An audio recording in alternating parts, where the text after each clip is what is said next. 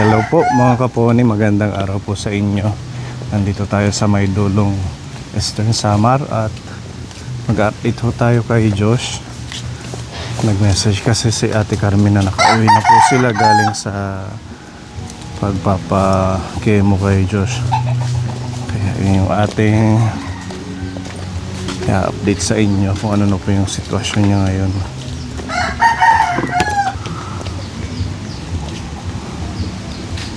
Yung bahay nila. Opay.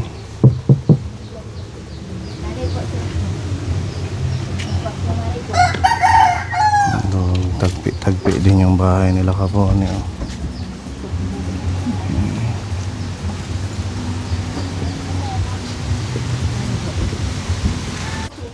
Kain him nanay. Magbibihis pa. God bless you. Ito si Josh. Natutulog? Hindi, Ay kuya. pasok hiya. Mainit. Ala, bibi. Sapit kita. Nina ba? Puro kontek mo. Diyan lang. Dito lang si nanay mo, hindi aalis. Hindi yung puro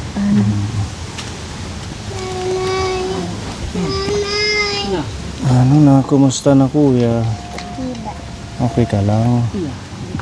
May sinat. ito na, bibi ka natin. May sinat ano? Opo. Ang kapo na si Kuya Josh. Magkikemotherapy po ito. Dahil meron siyang cancer.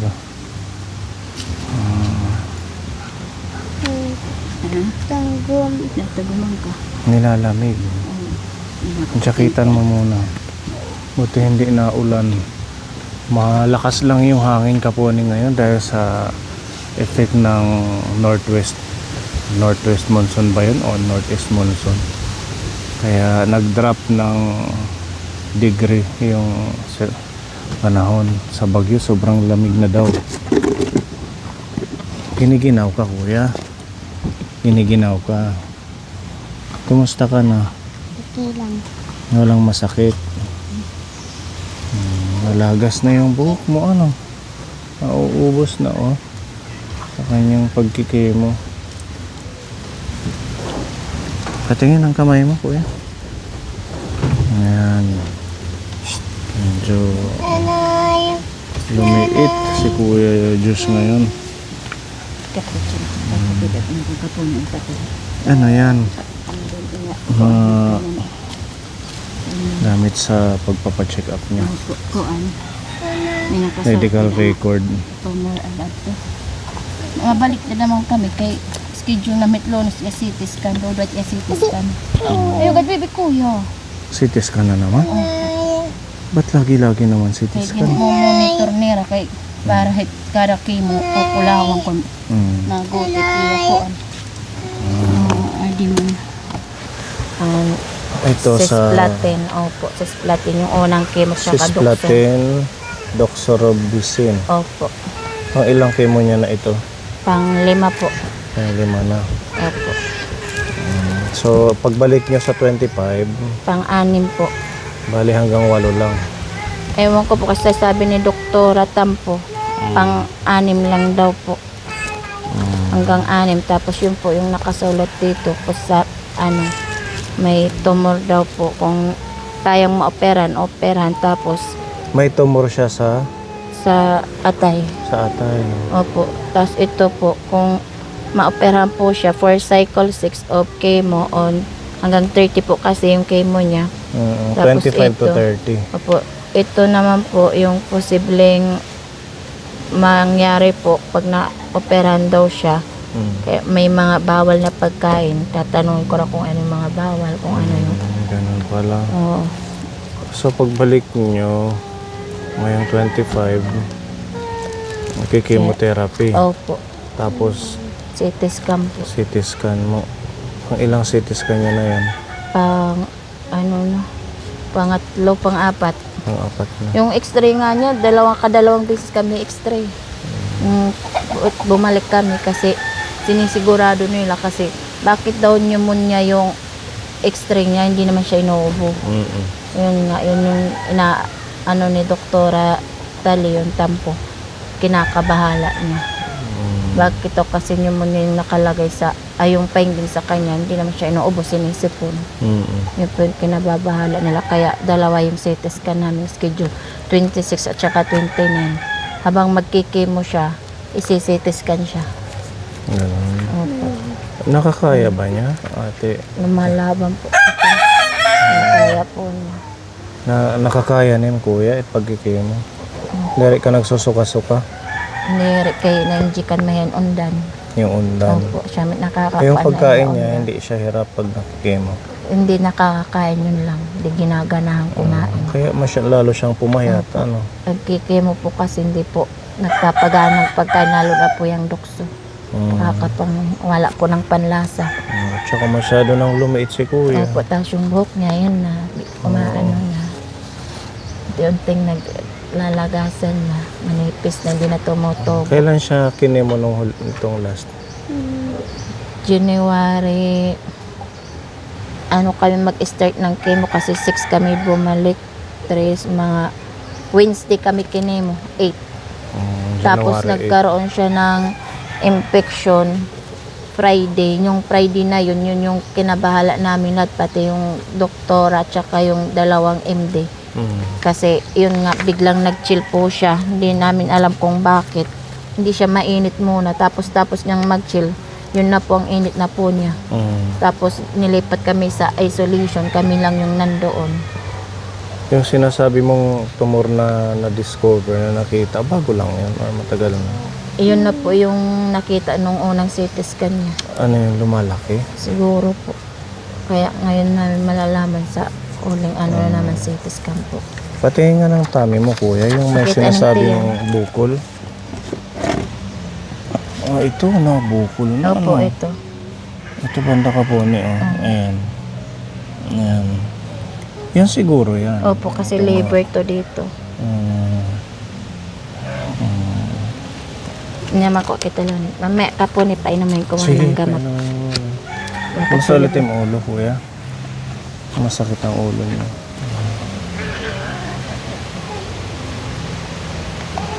Paracetamol. Opo. Ito lang ang magpapaano sa kanya. Ito ko naman. Ngayon, madalas na siyang magkasinat. Pero sasabihin ko pag bumalik kami, kasi nung bumalik kami, sinabihan ko si doktora na madalas sumakit yung dibdib niya.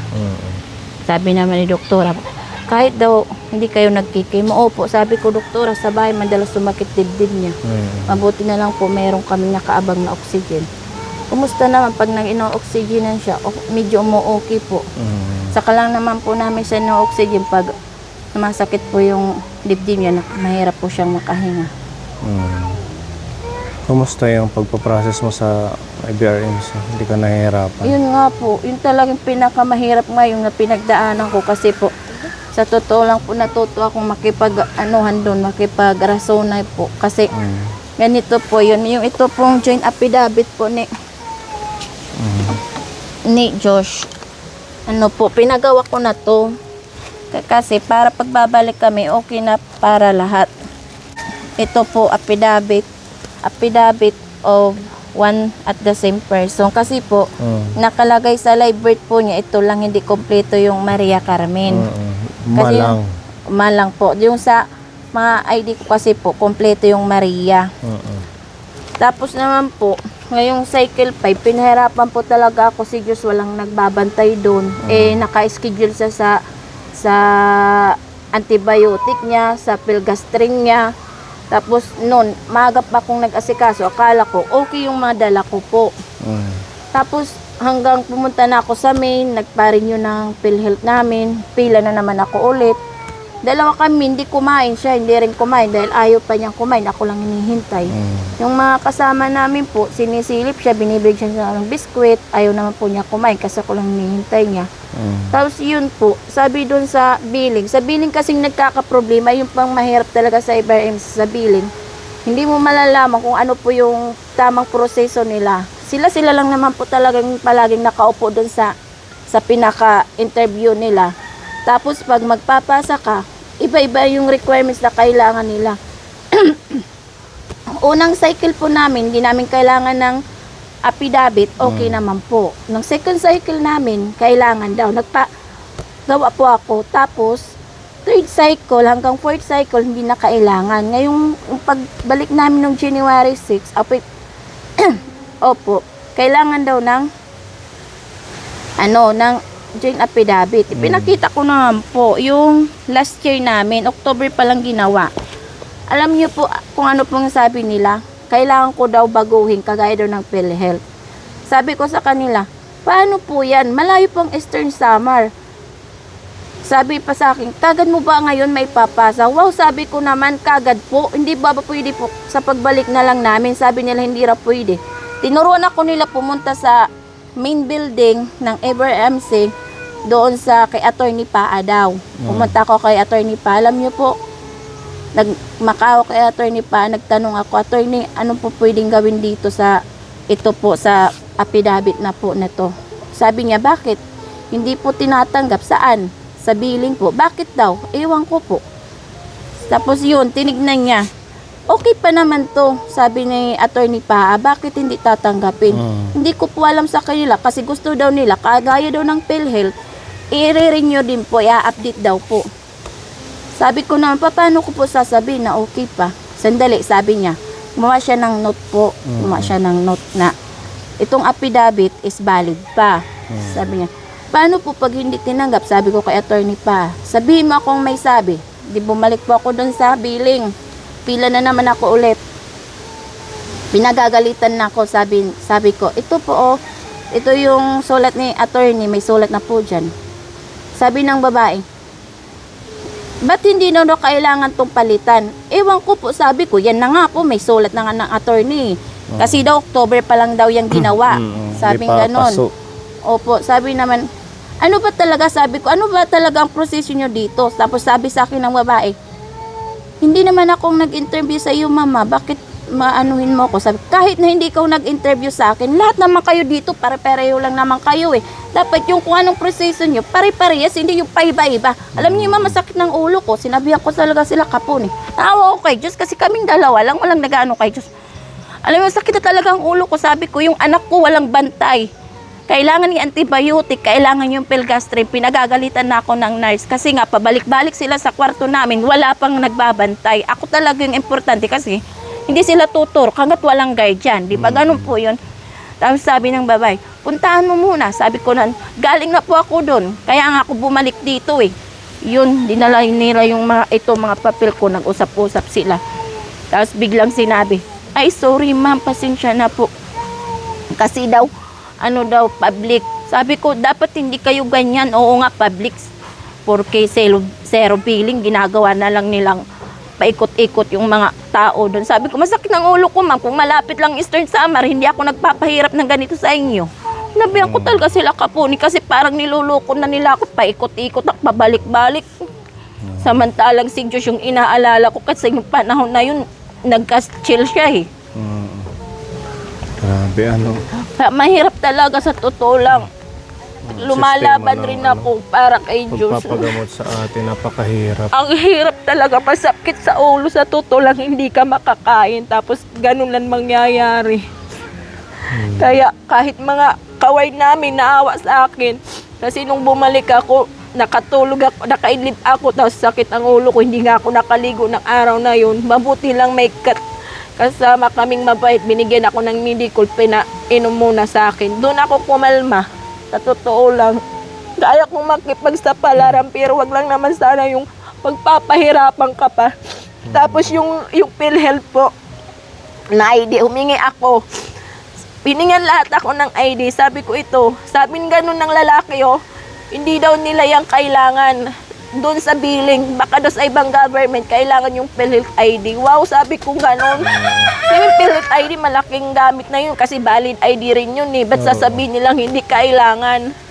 Grabe, Talaga.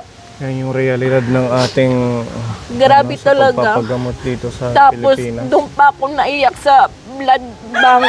sa kailangan ni Diyos ng dugo. Alam nyo, hindi nyo, napakasakit ng panahon na yun nga. Hirap na hirap kaming maghanap ng dugo kahit mayroon sinasabihan kaming wala. Samantalang yung mga kasabay namin nakakahingi. Pero hindi ko alam kung bakit hindi kami binigyan ng dugo na yun. Kahit sabihin naman nila na hindi daw mahirap maghanap kasi daw at type O, yung dugo marami daw. Ba't kaya ganun? Yung iba nakakahingi. Opo. Ba't sabi ko, ba't naman ganun? Sabi ko, paulit-ulit ako. Tapos sabi ng babae sa akin doon sa blood bank ko, sabi ko, ma'am, bakit yung ibang kasabay ko meron na? Ako hindi pa. Sabi naman niya, baka matagal silang nakapila. Hindi, ma'am, kasabay ko lang. Sabing ganun ng babae, paunahan lang daw yan. Ah, ganun po ba, ma'am, paunahan? Sabi kong ganun.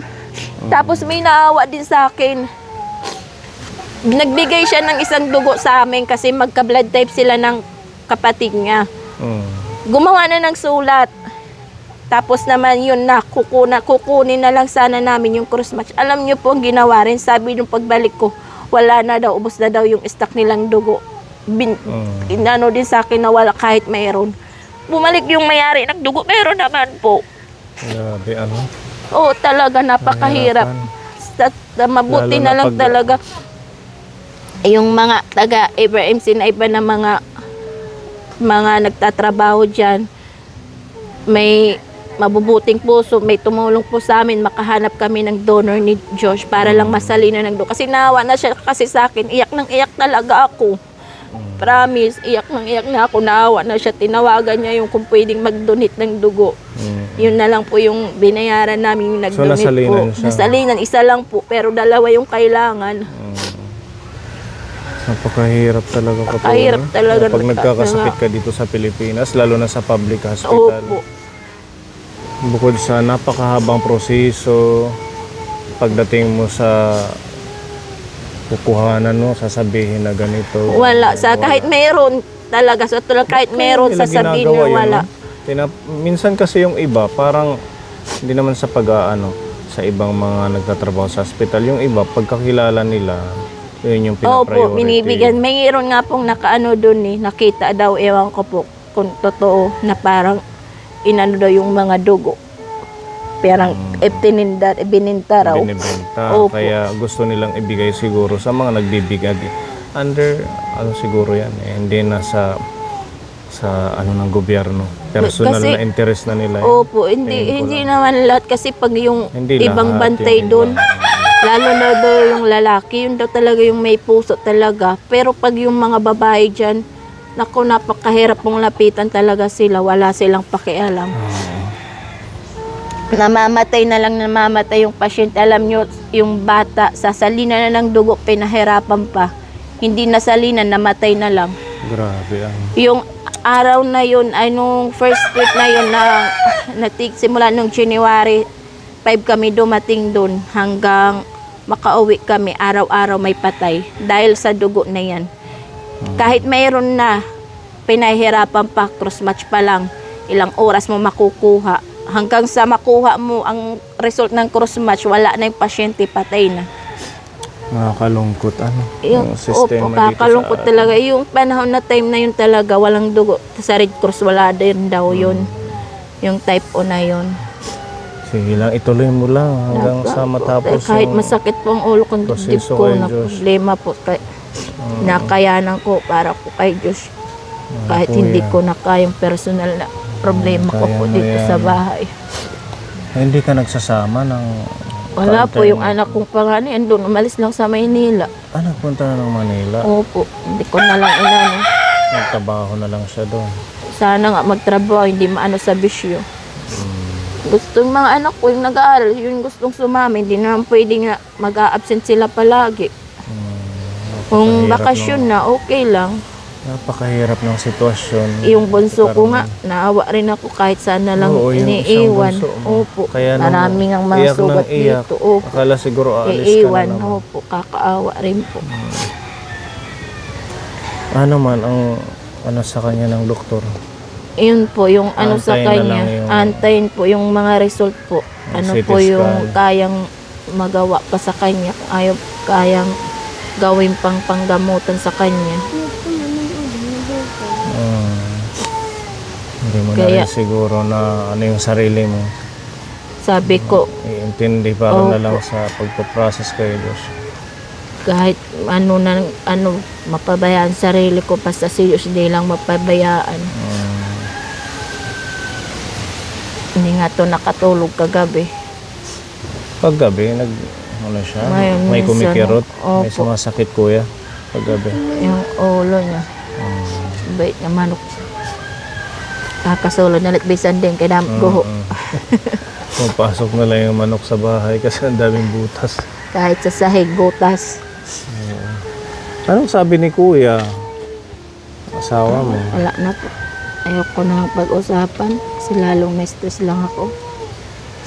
Yung panahon nga nangangailangan kami ng dugo, dapat siya nga yung unang magbibigay kasi siya yung ka-type eh. Mga type O din si kuya, yung asawa mo. O dapat sana sumama siya para Wala. Kaya yung tatay, di ba ka-type nim? Kaya Jilo. Tiyaga at saka magtiis na lang. Matatapos din to, Ate Carmen. Lalaban si Diyos. Si Diyos talagang lumalaban, pati ako. Sabi pa nga niya sa akin, nanay, wag ka nang umiyak nung naghahanap ako ng dugo niya. Sabi ko, syempre Diyos, kailangan mong masalinan, sabi ko. Kasi pag di ka nasalinan, hindi mawawala yung infection mo. Nagkakaroon siya ng mga infection. Yung infection niya ng taas, nag-40 plus. Ganon. Opo. Kaya 2 linggo yung antibiotic niya. Buti yung ugat niya, nakikita pa ng doktor. Medyo po. Pag tinutusukan, patingin ko. Nakikita po kasi tinatalian ng goma para magsilabasan yung ugat niya. Kasi alam ko, pag kinikemo, lumiliit yung mga ugat. Opo. Ayan. Dito siya ngayon, tinurukan. Kaya Pero manipis maganda lang yung po. humawak ngayon ng mga nasa kanya, hindi naging masugat yung chemo niya. Oo. Hindi katulad nung 4th cycle namin ito, Ayan, nasunog. asahin kuya. Opo. Lamon ulit yung tinusukan, kuya. Loob na tiya kamot. So, babalik ka ngayong 25. Opo, Ano na ba papunta ngayon? rin ako. 22 na ngayon. 20, opo, sa munisipyo rin kasi yun nga po, yung biyahe daw dapat ng ambulance din nila, MWF lang. Nakiusap na ako sa doktor, sabi ko, pwede po ma'am gawin yung 23 yung schedule namin. Hindi pumayag yung doktor. Sabi niya, hindi pwede kasi 2 araw kayong may standby dito. Hindi naman siya pwedeng ma-standby doon kasi nga sasakit niya. Kaya, yun, makikiusap ako doon sa munisipyo na kung pwede maihatid kami sa linggo. Pag nandun kayo, inaabot kayo ng ilang araw. Halimbawa, Ngayon po, 2 linggo 25, kami. mga 2 weeks. Ako ulit, natin namin bubo. Naninito kami bungan. Ha? Ano, kuya? Nandito ko na burang. Hello. Hello. Ng baby. Ang baby. Ang kapatid mo. Hinip natin. Gusto niya pumunta. Baya ko no, yan na Hindi naman siya iiwan. Dito lang ngayon lang naman to si nanay nag-update Alam niya kasi, sa'yo. siguro iwan siya, nakikiusap yan sa amin. Sabi niya, nanay, baya na namaak, nanay. Iwan na naman siya. Sabi Kawawa niya, naman, Diyos, ano.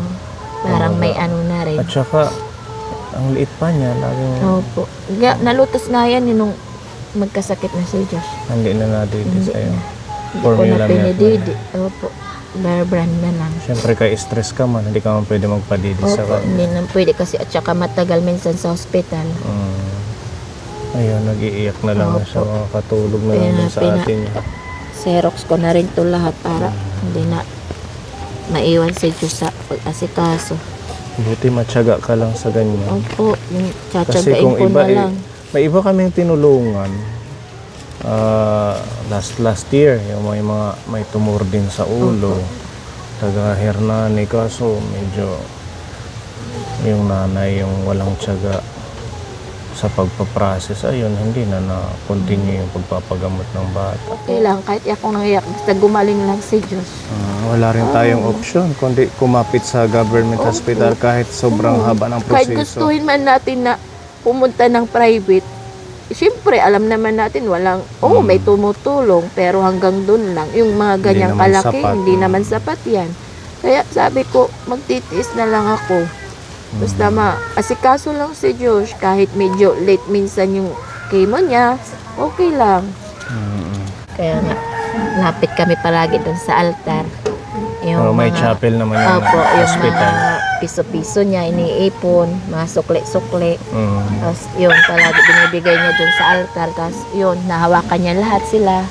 Yun lang, ganun niya. Tapos nag-pray-pray siya na, Jesus, sabi niya, sa susunod na balik namin, pag nag-citizen ako, sana okay na po lahat. Oo. Para po hindi na si nanay umiyak, mahirapan. Sabi niya ganun. Nadasal talaga siya. Ganun Kasi na kung lang, ibang kapit bata lang na tayo to, kay Lord. Lumalaban talaga siya. Kasi kung iba yan, hindi nga yan marunong magdasal. Tapos aasa na lang kung anong-ano sa kanya. Siya, umabot na kaya. Sabi nga ng mga nurse, Josh, very good ka, lumalaban ka. Hindi Yung sa chemo pa lang, Opo, hindi kinakaya siya niya. umiiyak. So, yung isa namin Inaanuhan. tinutulungan, si Mary Ann, ang ipina-stop niya kasi para daw siyang lantang gulay. Hindi po pagkatapos. maganda. Sa to lang, ang chemo, hindi maganda pag in-stop nyo po. Imbis na maggagaling kayo, magiging okay kayo, pag in-stop nyo po, babalik po kayo sa zero.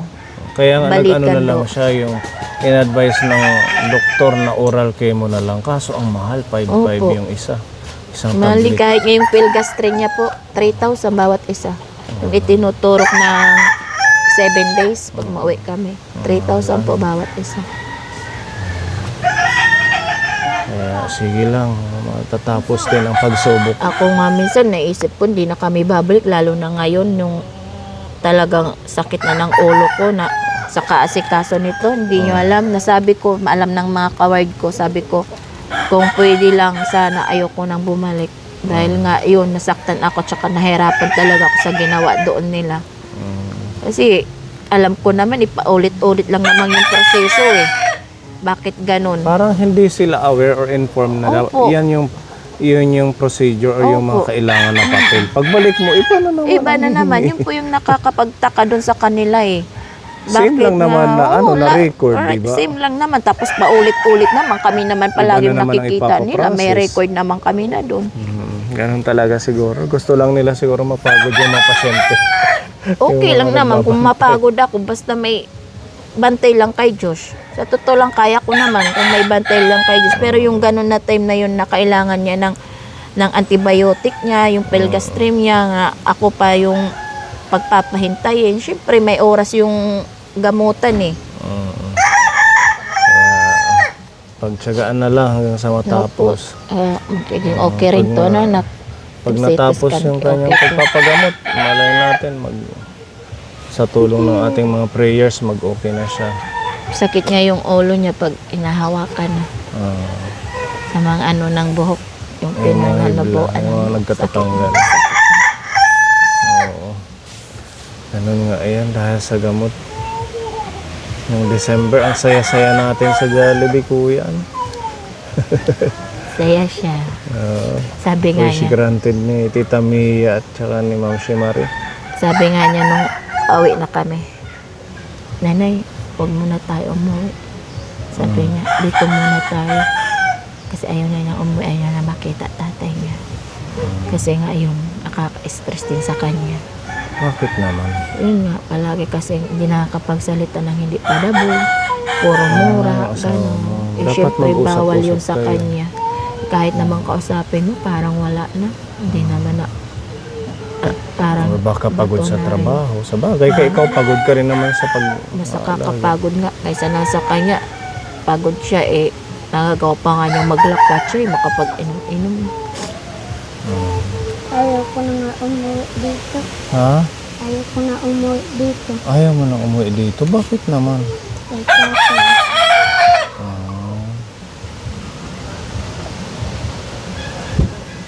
Ewan ko, sabi rin ng may-ari ng bahay na to na masama daw tong bahay na to.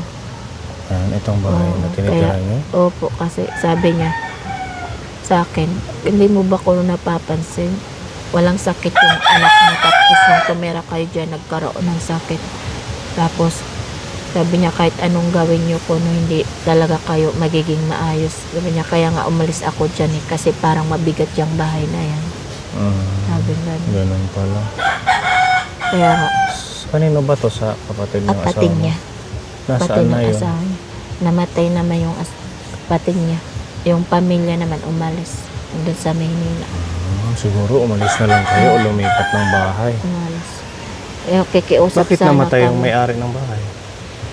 Ayun May din, sakit din? parang, ewan ko, sabi din, ano lang. Ang tawag nito sa Waray Labyaw. Labyaw daw. Kumbaga may nag-ano sa kanya? Oo. Nag-trip na ano yun? Parang Spirito?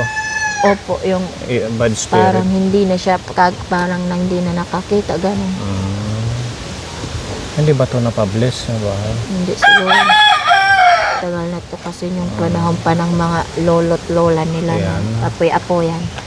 Siguro lupa pag na to dito. ano kayo, pwedeng Sabi nga ni, lipat na lang kayo ng sabi bahay. nga niya, kasi si nanay nandito naman sa malaking bahay ng anak niya. Doon sa bahay nila, sabi, kung pwede sana, makikiusap kami doon muna kami. Pag sunod na balik namin sa pag-uwi. Kasi para kay Diyos lang. Papayag naman yun. Sana nga po. Ano ito nang dadalibot ko na.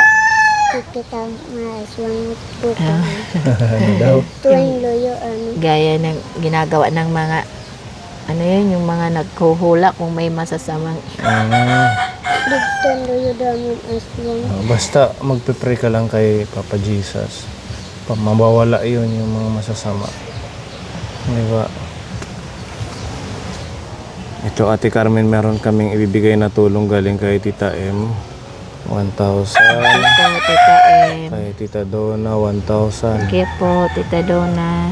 Idagdag mo na Thank you, lang Josh. sa pondo niya. Yung dati bang na-receive mong mga financial support sa ating mga titas, yun yung nagagamit mo Opo, doon? yun po.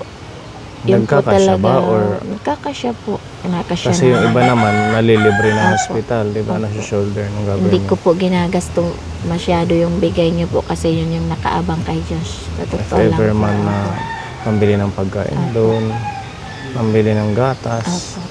Yun po Ano talaga. pa? Laking tulong po talaga yun lahat. Ayan, thank you, Hindi Tita po Donna. namin sinasayang lahat ng mga binibigay niyo po. Tita M, thank you. Nakunap yung paglakas. Kapalit ka sa biskuit. Kaya mapalit na laking biskwit. Bibili na ng biscuit si nanay. Bibili na naman kami ulit ng pediasure niya sa Sabado. Thank you po. Tita M, Tita Donna, Tita M, Tita Donna. maraming salamat. Alatag. Duwa ng 1,000. Pagmamahal kay Para- Kuya. Okay. Madugang kang pagbalik katakloy. Bandera ni Nani na Korean. Hindi na daw mahirapan si nanay. Kuan, paglakad. Sala. Thank you. Ayan, welcome Kuya. Yung ano, yun, yung ginamit din namin sa pagbayad ng donor po. Ang Dugo po. So every time na kinikemo siya, kailangan Opo, yung parang ano ngayon, 4th cycle tsaka 5 cycle. Dugo. Nasalinan siya. Opo da. Maraming salamat po mga kapone. Sama po natin sa ating prayer si Kuya.